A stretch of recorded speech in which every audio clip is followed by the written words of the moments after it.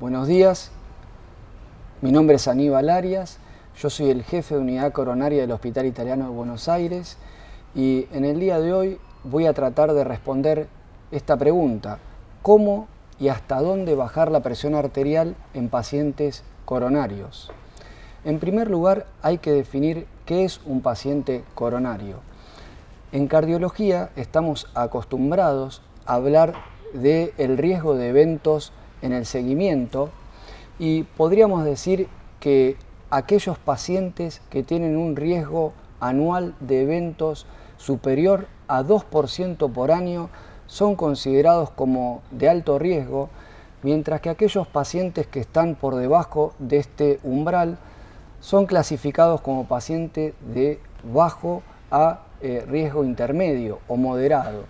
Esto equivale a decir que los pacientes de alto riesgo están en prevención secundaria, es decir, son pacientes que han tenido un evento cardíaco previo, mientras que los pacientes que están en riesgo bajo a moderado están en prevención primaria, es decir, no han tenido eventos previos.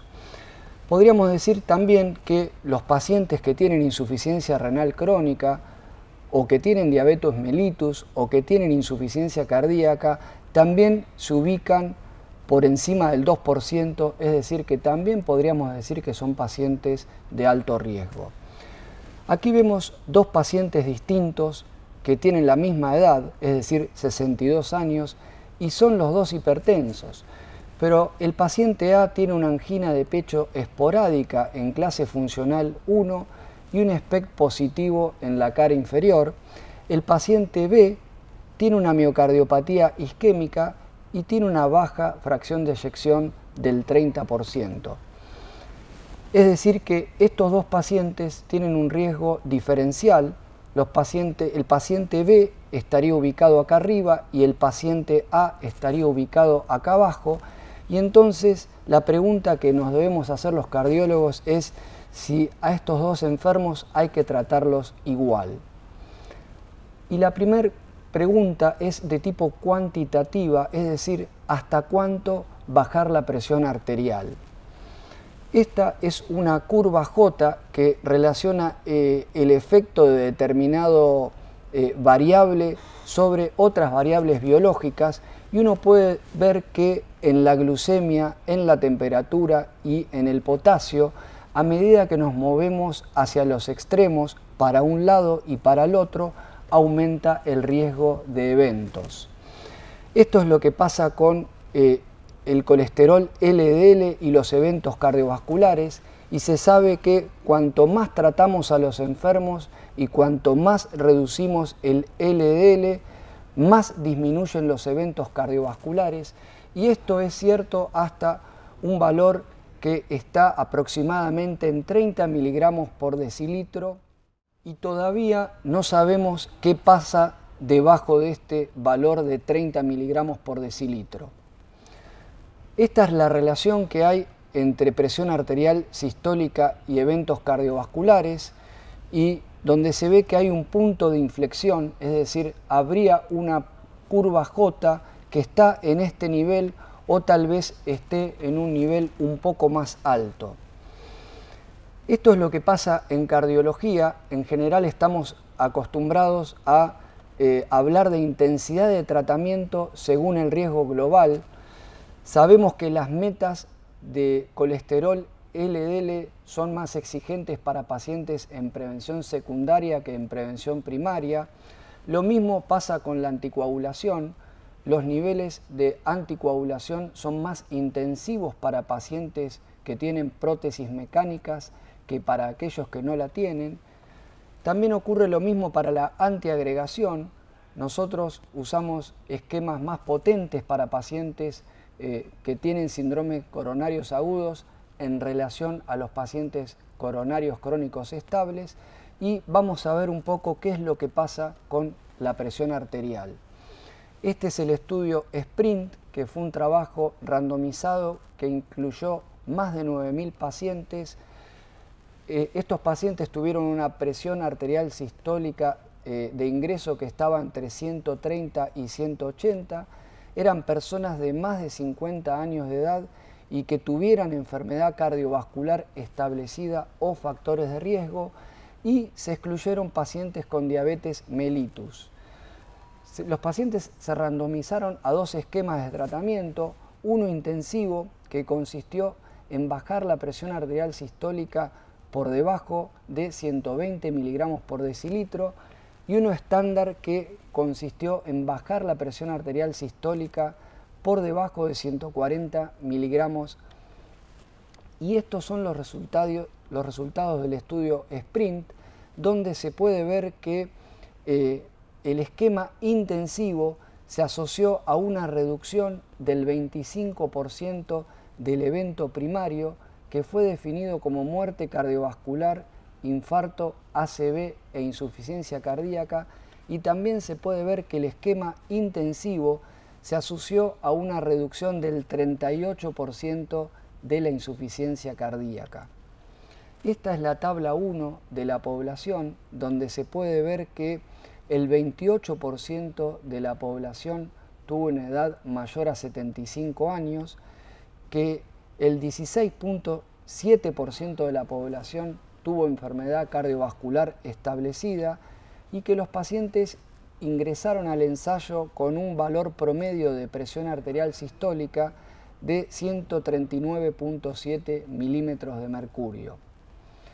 Esta es una tabla de las metas alcanzadas y el número de drogas. Se puede ver que la presión arterial sistólica alcanzada en el grupo intensivo fue de 121.4 milímetros, mientras que en el esquema estándar fue de 136.2. Esto equivale a una diferencia de tratamiento de menos 14.8 milímetros de mercurio en favor del esquema intensivo, y también el número de drogas fue mayor en la rama intensiva, 2.8 en promedio en relación a 1.8 de la rama estándar. Y esta es una de las explicaciones por las cuales el SPRINT tuvo beneficio en la rama intensiva, ya que hubo una reducción del 46% en la hipertrofia de ventrículo izquierdo. Y aquí vemos qué pasó con los efectos adversos. Se puede observar que los pacientes del grupo intensivo tuvieron más hipotensión arterial que en el grupo estándar. En este caso hubo un aumento de 1% en términos absolutos, y en relación a la insuficiencia renal también hubo más insuficiencia renal en el grupo intensivo, en este caso un aumento de 1.6% en términos absolutos, y de alguna manera aquí se explica cómo se expresa la curva J en relación al efecto renal.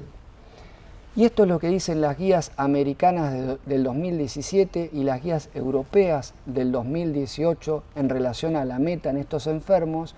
Ambas coinciden que el corte debiera ser es decir, que la presión arterial sistólica debiera estar por debajo de 130-80 milímetros de mercurio, y esto es porque hay una diferencia metodológica en el trabajo SPRINT en relación a los aparatos que usaron para tomar la presión arterial, que fueron aparatos automáticos y que tienen una diferencia de 10 milímetros aproximadamente.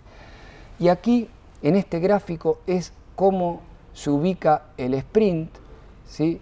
Hay que recordar que la tabla de eventos en términos absolutos de la rama estándar fue 2.2% por año, y se ubica un poco por encima de lo que habíamos comentado en relación al riesgo de pacientes en prevención secundaria.